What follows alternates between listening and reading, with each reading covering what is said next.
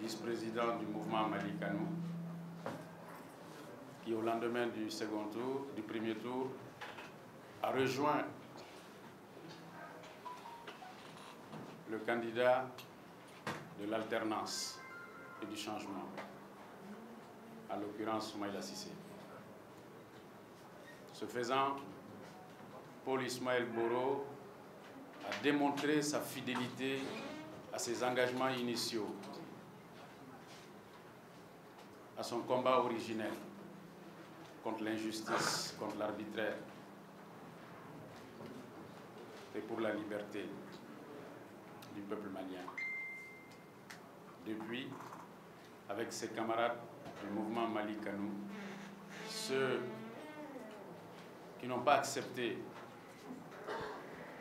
de se joindre au camp du statu quo, au camp de l'immobilisme, au camp de la stagnation du Mali, participent activement à toutes les activités de la coalition autour de Soumaïla Cissé. Et c'est cet engagement pour le Mali qui lui a coûté ce qui est arrivé hier soir. Il a été arrêté chez lui, menotté, les yeux bandés, mis à genoux dans son salon, pendant que des dizaines d'hommes armés qui ont investi sa résidence à Koulouba, sur la route de Kati, fouillaient et refouillaient les chambres de sa maison à la recherche, soi-disant, d'armes de guerre. Parce que, voyez-vous,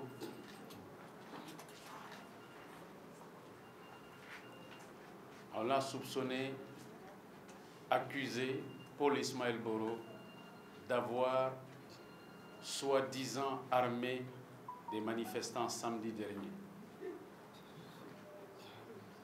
Je dis à midi sur Radio France Internationale que c'était une accusation ridicule et sans fondement. Que ce qui est arrivé hier soir à Koulouba, ce n'est pas une arrestation, c'est un enlèvement par des hommes au visage masqué qui, après avoir saccagé les chambres de la maison de Paul Ismaël Boro, l'ont amené vers une destination inconnue, dans une prison secrète, quelque part dans les environs de Bamako, en dehors de tout contrôle judiciaire, sans mandat, et rien. Et à cette heure-là, 17h30, la famille et les amis de Paul Ismaël Boro sont sans nouvelles de lui.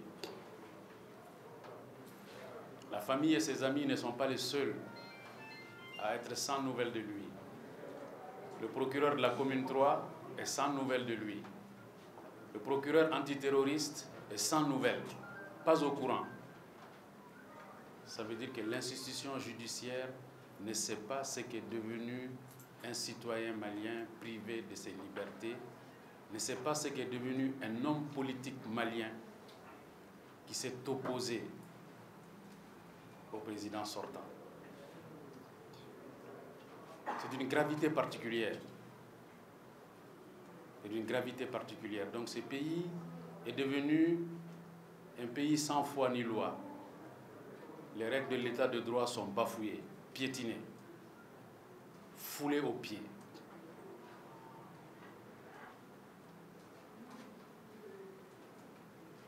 Donc Paul Ismaël Boro est depuis hier soir 21h séquestré quelque part à Bamako dans une prison secrète. C'est scandaleux, c'est inadmissible. Tous les masques du régime de Ibrahim Boubacar Keïta tombent les uns après les autres.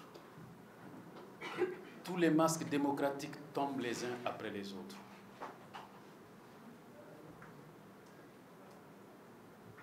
Ce sont des escadrons qui font la loi à Bamako.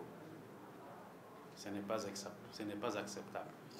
Il est fort regrettable que la sécurité d'État, dont la mission est noble, celle de protéger ce pays contre le terrorisme, celle de veiller à la sécurité de ce pays et de son peuple, il est fort regrettable que la sécurité d'État soit détournée de sa mission cardinale pour être transformée en police politique au service d'un régime.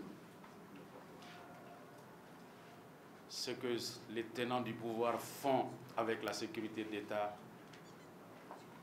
est inacceptable, est grave. C'est un détournement de mission.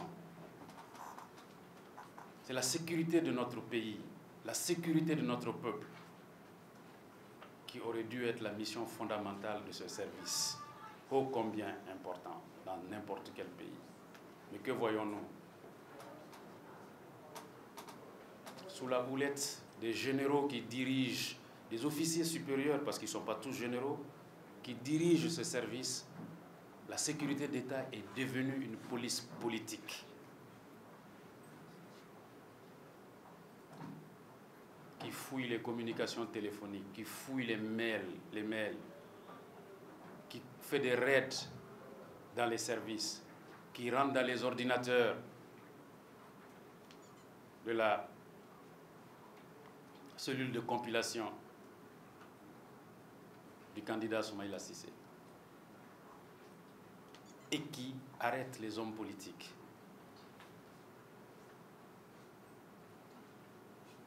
Quand vous savez ce qui s'est passé dans les chambres de la maison de Paul Ismaël Boro, le saccage en règle à la recherche soi-disant d'armes de guerre, vous comprendrez que nos libertés sont menacées au Mali sous Ibrahim Boubacar Keïta.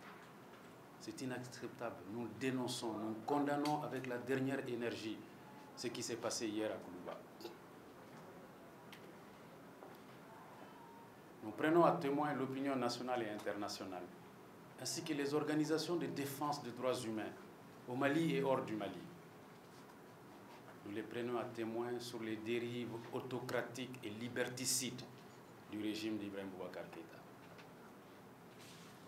Et nous disons que nous ne laisserons pas fouler aux pieds nos libertés fondamentales conquises dans le sang.